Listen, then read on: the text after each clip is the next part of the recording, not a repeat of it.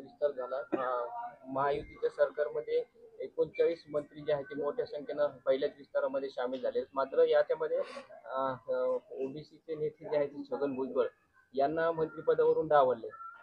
नाही आता ते मला नाही माहित त्याला कशाला काय केलं आणि काय नाही, तो आमचा प्रश्नच नाही. तो त्यांचा राजकीय प्रश्न आहे, वैयक्तिक.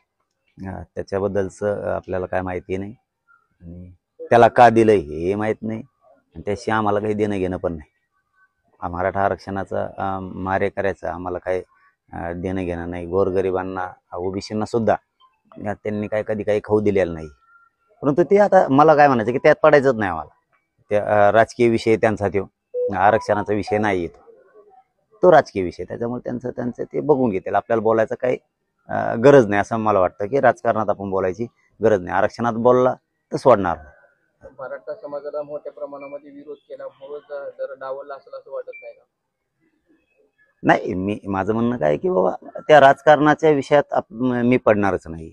कारण ते त्यांचा वैयक्तिक विषय, त्यांच्या पक्षाचा म्हणा किंवा त्यांच्या सरकारचा म्हणा किंवा त्यांचं काय असेल ते त्यांचा विषय.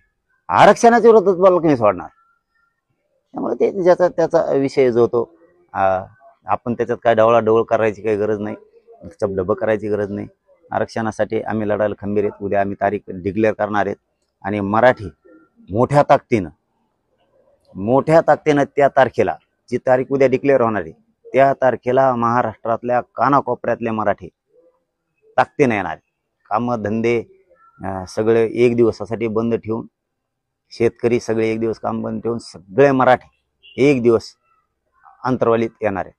सगळेची सगळे. एवढी ताकद पुन्हा एकदा या देशाला आणि जगाला दिसणारे मराठी किती ताकदीने.